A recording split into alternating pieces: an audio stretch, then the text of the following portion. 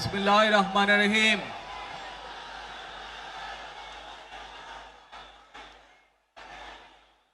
প্রিয় বাংলাদেশ, উপস্থিত প্রিয় মুরব্বীবর্গ, মঞ্চে উপস্থিত জাতীয় নেতৃবৃন্দ, আমার সামনে উপস্থিত প্রিয় ভাই ও বোনেরা এবং মিডিয়ার মাধ্যমে সমগ্র বাংলাদেশ থেকে যারা দেখছেন এই অনুষ্ঠান, প্রিয় ভাই বোনেরা, প্রিয় মা বোনেরা, আসসালামু আলাইকুম। প্রিয় ভাই বোনেরা, আজ প্রথমেই আমি রাব্বুল আলামিনের দরবারে হাজারো লক্ষ কোটি শুকরিয়া জানাতে চাই। রাব্বুল আলামিনের অশেষ রহমতে আজ আমি আমার প্রিয় মাতৃভূমিতে ফিরে আসতে পেরেছি আপনাদের দোয়ায়, আপনাদের মাঝে। প্রিয় ভাই বোনেরা,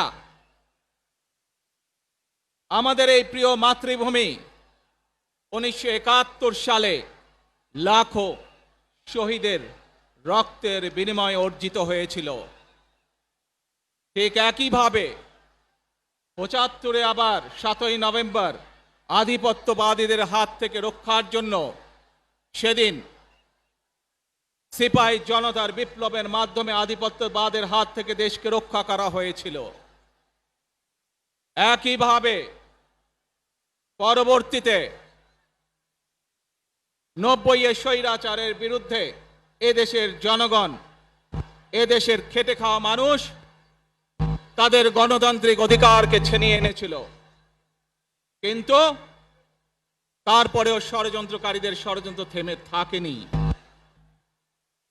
আমরা তারপর দেখেছি 2024 সালে, 71 সালে এই দেশের মানুষ যেমন স্বাধীনতা অর্জন করেছিল, 2024 সালে এদেশের ছাত্র জনতা সহ সর্বস্তরের মানুষ, কৃষক, শ্রমিক, গৃহবধূ, নারী, পুরুষ, মাদ্রাসার ছাত্র সহ দলমত নির্বিশেষে, শ্রেণী পেশা নির্বিশেষে সকল মানুষ সেদিন 2024 সালের 5ই আগস্ট এই দেশের স্বাধীনতা এবং সার্বভৌমত্বকে রক্ষা করেছিল। প্রিয় ভাই বোনেরা, আজ বাংলাদেশের মানুষ কথা বলার অধিকার ফিরে পেতে চায়, তারা তাদের গণতান্ত্রিক অধিকার ফিরে পেতে চায়। বাংলাদেশের মানুষ চায় তারা তাদের যোগ্যতা অনুযায়ী ন্যায্য অধিকার পাবে। প্রিয় ভাই বোনেরা, আজ আমাদের সময় এসেছে সকলে মিলে দেশ গড়ার। এই দেশে যেমন পাহাড়ের মানুষ আছে, এই দেশে একইভাবে সমতলের মানুষ আছে। এই দেশে মুসলমান, বৌদ্ধ, খ্রিস্টান, হিন্দু সহ বিভিন্ন ধর্মের মানুষ বসবাস করে। আমরা চাই সকলে মিলে এমন একটি বাংলাদেশ গড়ে তুলব আমরা, যেই বাংলাদেশের স্বপ্ন একজন মা দেখেন, অর্থাৎ একটি নিরাপদ বাংলাদেশ আমরা গড়ে তুলতে চাই। যে বাংলাদেশে একজন নারী, একজন পুরুষ, একজন শিশু যেই হোক না কেন, নিরাপদে ঘর থেকে বের হলে নিরাপদে ইনশাআল্লাহ ঘরে আবার ফিরে আসতে পারে। প্রিয় ভাই বোনেরা, এই দেশের জনসংখ্যার অর্ধেক নারী, 4 কোটিরও বেশি তরুণ প্রজন্মের সদস্য, 5 কোটির মতন শিশু, 40 লক্ষের মতন প্রতিবন্ধী মানুষ রয়েছেন, কয়েক কোটি কৃষক, শ্রমিক রয়েছেন। এই মানুষগুলোর একটি প্রত্যাশা আছে এই রাষ্ট্রের কাছে, এই মানুষগুলোর একটি আকাঙ্ক্ষা আছে এই দেশের কাছে। আজ আমরা সকলে যদি ঐক্যবদ্ধ হই, আজ আমরা যদি সকলে প্রতিজ্ঞাবদ্ধ হই, তাহলে আমরা এই লক্ষ কোটি মানুষের সেই প্রত্যাশাগুলো পূরণ করতে পারি ইনশাআল্লাহ। প্রিয় ভাই বোনেরা, ৭১ সালে আমাদের শহীদরা নিজের জীবন উৎসর্গ করেছিলেন এই রকম একটি বাংলাদেশ গঠনের জন্য। বিগত ১৫ বছর স্বৈরাচারের বিরুদ্ধে শত শত হাজারো গুম খুনের শিকার হয়েছে শুধু রাজনৈতিক দলের সদস্য নয়, নিরীহ মানুষের প্রতিবাদ করতে গিয়ে অত্যাচার নির্যাতনের শিকার হয়েছে, জীবন দিয়েছে। ২০২৪ সাল মাত্র সেদিনের ঘটনা। কিভাবে আমরা দেখেছি আমাদের তরুণ প্রজন্মের সদস্যরা কিভাবে নিজের জীবন উৎসর্গ করেছে দেশের এই স্বাধীনতা এবং সার্বভৌমত্বকে রক্ষা করার জন্য। প্রিয় ভাই বোনেরা, কয়েকদিন আগে এই বাংলাদেশের ২৪ আন্দোলনের এক সাহসী প্রজন্মের এক সাহসী সদস্য ওসমান হাদিকে হত্যা করা হয়েছে। ওসমান হাদি শহীদ হয়েছে। প্রিয় ভাই বোনেরা, ওসমান হাদি চেয়েছিল এই দেশের মানুষের জন্য গণতন্ত্র প্রতিষ্ঠিত হোক, এই দেশের মানুষের গণতান্ত্রিক অধিকার প্রতিষ্ঠিত হোক, এই দেশের মানুষ তাদের গণতান্ত্রিক এবং অর্থনৈতিক অধিকার ফিরে পাক। আজ ২৪ আন্দোলনে যারা শহীদ হয়েছেন, ওসমান হাদি সহ ৭১ যারা শহীদ হয়েছেন, বিগত স্বৈরাচারের সময় বিভিন্নভাবে খুন গুমের শিকার হয়েছেন, এই মানুষগুলোর রক্তের ঋণ যদি শোধ করতে হয়, আসুন আমরা আমাদের সেই প্রত্যাশিত বাংলাদেশ গড়ে তুলব, যেখানে আমরা সকলে মিলে কাজ করব, যেখানে আমরা সকলে মিলে আমাদের প্রত্যাশিত বাংলাদেশকে গড়ে তুলব। প্রিয় ভাই বোনেরা, বিভিন্ন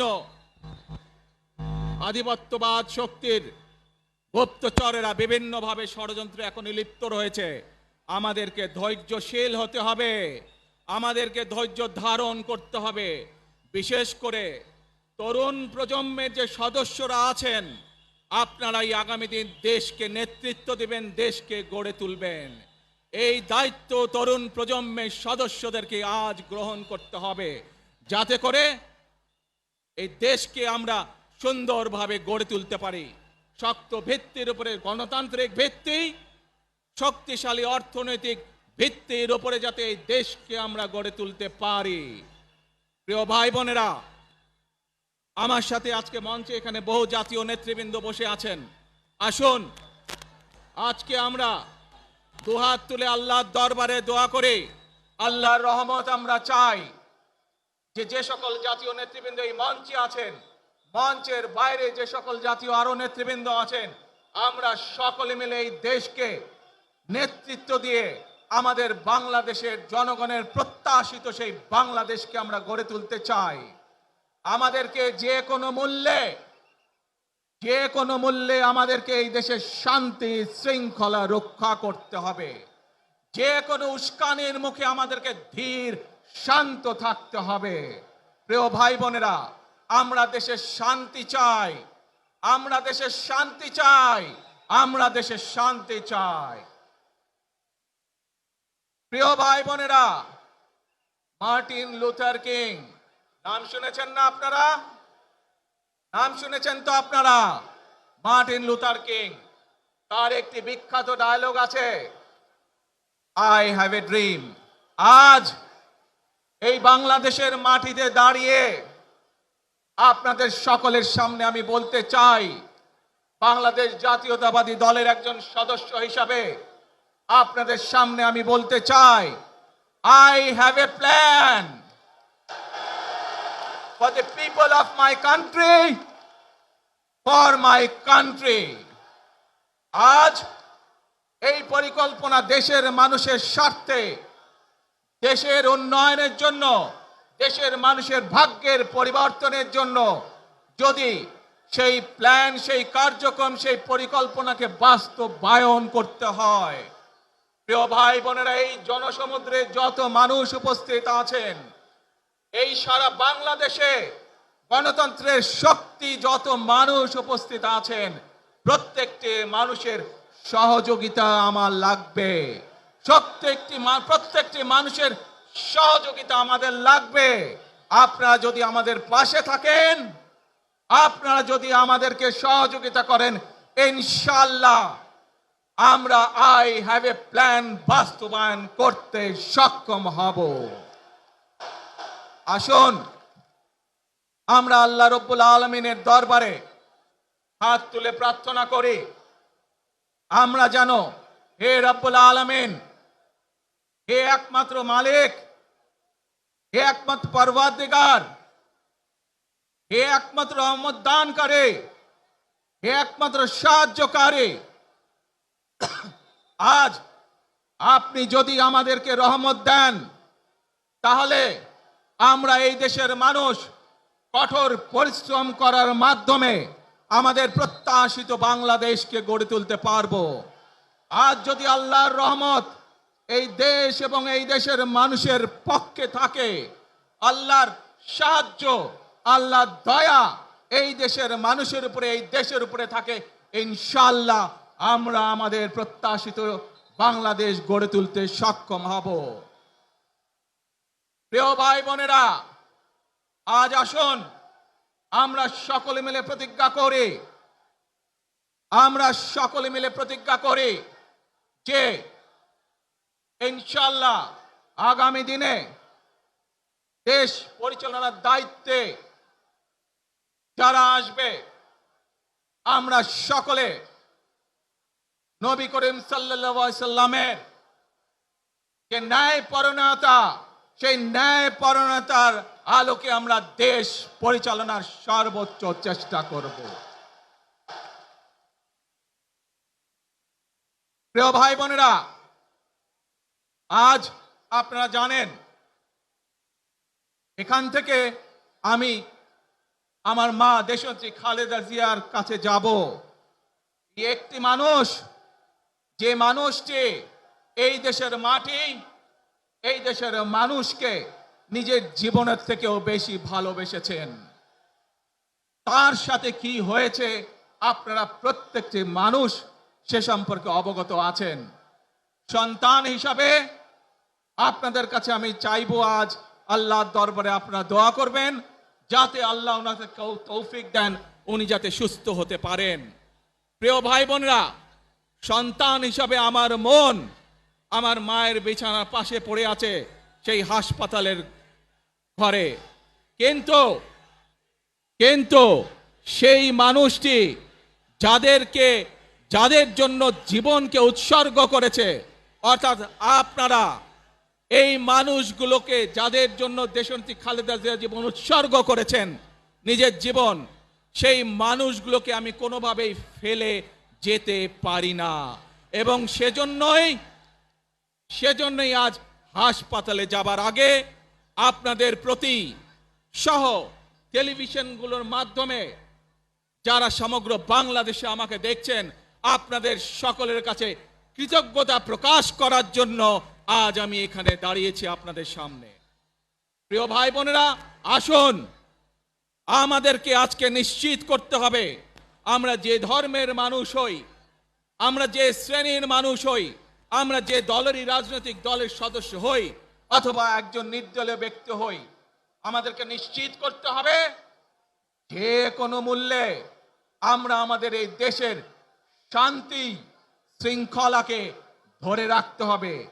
যে কোনো মূল্যে যে কোনো বিশৃঙ্খলাকে পরিত্যাগ করতে হবে। যে কোনো মূল্যে আমাদেরকে নিশ্চিত করতে হবে যাতে মানুষ নিরাপদ থাকতে পারে। শিশু হোক, নারী হোক, পুরুষ হোক, যে কোনো বয়স, যে কোনো শ্রেণী, যে কোনো পেশা, যে কোনো ধর্মের মানুষ যেন নিরাপদ থাকে, এই হোক আমাদের চাওয়া আজকে। প্রিয় ভাই বোনেরা, আসুন প্রিয় ভাই বোনেরা, সবাই মিলে আজ আমরা প্রতিজ্ঞাবদ্ধ হই, সবাই মিলে করব কাজ। জোরে আরো, সবাই মিলে করব কাজ, করব মোদের বাংলাদেশ। ইনশাআল্লাহ আপনাদের সকলের কাছে দোয়া আছে, আবারও সকলকে যে কোনো মূল্যে দেশে শান্তি শৃঙ্খলা রক্ষার আহ্বান জানিয়ে যে কোনো বিশৃঙ্খলাকে পরিহার করে ধৈর্যের সাথে মোকাবেলা করার আহ্বান জানিয়ে আমার বক্তব্য শেষ করছি। আবারও আপনাদের কাছে কৃতজ্ঞতা প্রকাশ করছি আজকে আমাকে এইভাবে বরণ করে নেওয়ার জন্য। আল্লাহ হাফেজ। বাংলাদেশ জিন্দাবাদ, বাংলাদেশ জাতীয়তাবাদী দল জিন্দাবাদ। আসসালামু আলাইকুম।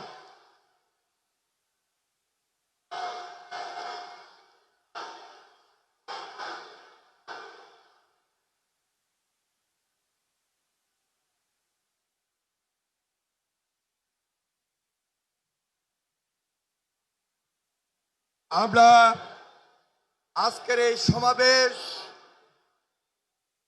সমাবেশ থেকে বাংলাদেশ জাতীয়তাবাদী দলের ভারপ্রাপ্ত চেয়ারম্যান জনাব তারেক রহমান তিনি আমাদের মাঝে এসে আজকে যে গুরুত্বপূর্ণ দিক নির্দেশনামূলক বক্তব্য রেখেছেন এবং সেই সাথে সাথে দেশবাসীর কাছে কৃতজ্ঞতা প্রকাশ করেছেন, সেই জন্য আমরা ভারপ্রাপ্ত চেয়ারম্যান জনাব তারেক রহমানকে আন্তরিকভাবে মোবারকবাদ জানাই, ধন্যবাদ জানাই, সংগ্রামী সালাম জানাই, শুভেচ্ছা জানাই এবং অভিনন্দন জানিয়ে স্লোগান দিচ্ছি, তারেক রহমানের সংগ্রাম, তারেক রহমান এগিয়ে চলো, আমরা আছি তোমার সাথে। মনে রাখবেন, we have a plan, we have a plan for the people and for the country. ইনশাআল্লাহ আমরা সেই প্ল্যান বাস্তবায়ন করব। আল্লাহ হাফেজ। ওই নেতা আছে, সবাইকে দু হাত তুলে বলতে হবে নেতা আছে। ও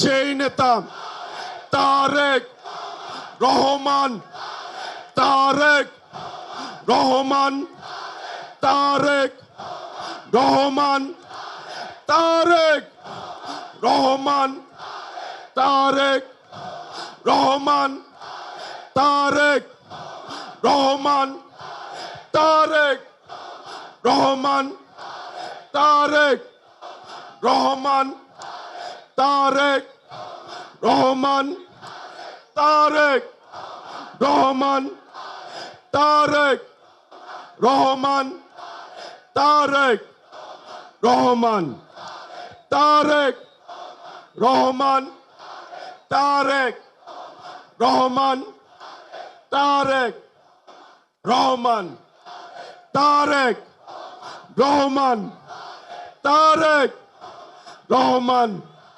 খালেদা জিয়া, খালেদা জিয়া, খালেদা জিয়া, তারেক রহমান, তারেক রহমান, তারেক রহমান, তারেক রহমান। প্রিয় সমাবেশ, আমাদের ভলান্টিয়ার প্লাস দলীয় ত্যাগী নেতা কর্মীর প্রতি এই মুহূর্তে আমরা দেখতে পাচ্ছি এভারকেয়ার হাসপাতালের সামনে চলে এসেছে তারেক রহমানকে বহনকারী যে বাসটি রয়েছে, সেই বাস একদম মেন গেটের সামনে রয়েছে, লাল সবুজ সেই বাসটি, যেই বাসে রয়েছে তারেক রহমান, রয়েছেন বিএনপির অন্যান্য নেতাকর্মীরাও। এরপরে তারেক রহমানের বহনকারী বাস হয়তো ভেতরে প্রবেশ করতেও পারেন, অথবা তারেক রহমান নিজে নেমে গিয়ে হেঁটে ভেতরে প্রবেশ করতে পারেন। আমরা দেখার অপেক্ষায় আছি। আমরা দেখছি যে এভারকেয়ার হাসপাতালের সামনে পৌঁছে গেছে তারেক রহমান, তার মাকে দেখবেন আর কিছুক্ষণ পরেই তিনি তার মায়ের কাছে যাবেন। তার অসুস্থ মা যিনি হাসপাতালে ভর্তি আছেন তাকে দেখতে যাবেন তারেক রহমান। নিরাপত্তা কর্মীরা রাস্তা ক্লিয়ার করার চেষ্টা করছেন। এরপর তারেক রহমানকে বহনকারী গাড়িটি এভার কেয়ার হাসপাতালের ভেতরে প্রবেশ করবে সেই অপেক্ষায় আছে সবাই। আমরা দেখতে পাচ্ছি তারেক রহমানকে বহনকারী গাড়িটি থেমেছে এভার কেয়ার হাসপাতালের গেটের সামনে। তারেক রহমানকে বহনকারী গাড়িটি থেমেছে, দেখার চেষ্টা করছি গাড়ি থেকে কে কে নামছে। আমাদের মনে হচ্ছে তারেক রহমান এখানে নেমে হেঁটে হেঁটে ভেতরে প্রবেশ। তারেক রহমান গাড়ি থেকে নেমেছে এভার কেয়ার হাসপাতালের সামনে, গেটের সামনে তারেক রহমান সেই বাস থেকে নেমেছেন এবং হেঁটে হেঁটে প্রবেশ করছেন এভার কেয়ার হাসপাতালের মধ্যে। তার সঙ্গে রয়েছেন বিএনপির সিনিয়র নেতাকর্মীরা। আমরা এই মুহূর্তে দেখতে পাচ্ছি তারেক রহমান এভার কেয়ার হাসপাতালের মধ্যে প্রবেশ করেছেন। এভার কেয়ার হাসপাতালের মধ্যে তারেক রহমান হাঁটছেন, যাচ্ছেন হাসপাতালের ভেতরে তার মা বেগম খালেদা জিয়াকে দেখতে। তারেক রহমান যাচ্ছেন, আমরা দেখতে পাচ্ছি এই মুহূর্তে। তার সঙ্গে রয়েছেন বিএনপির সিনিয়র নেতারা এবং যাওয়ার আগে তিনি আরেকবার একটু এলেন একদম উচ্ছ্বসিত জনগণের পাশে, জনগণের বাঁধ ভাঙা উচ্ছ্বাসের পাশে, এবং দেখলাম আমরা জনগণের সঙ্গে একটু হাত মেলানোর চেষ্টা করলেন, হাত নেড়ে জানানোর চেষ্টা করলেন। আবার তিনি এগিয়ে যাচ্ছেন তার মাকে দেখতে, হাসপাতালের দিকে যাচ্ছেন। মুহূর্তে তিনি এভার কেয়ার হাসপাতালে আছেন, তিনি হাসপাতালে তার মা যেখানে ভর্তি আছেন সেখানে যাচ্ছেন। আমরা দেখতে পাচ্ছি তারেক রহমান হাসপাতালের ভেতরে হাঁটছেন, আবেগতাড়িত হচ্ছেন, বারবার জনগণের সঙ্গে কথা বলার চেষ্টা করছেন, সবার সঙ্গে কথা বলছেন। আমরা দেখছি তারেক রহমান ভেতরে ঢুকলেন, হাসপাতালের ভেতরে প্রবেশ করলেন তারেক রহমান।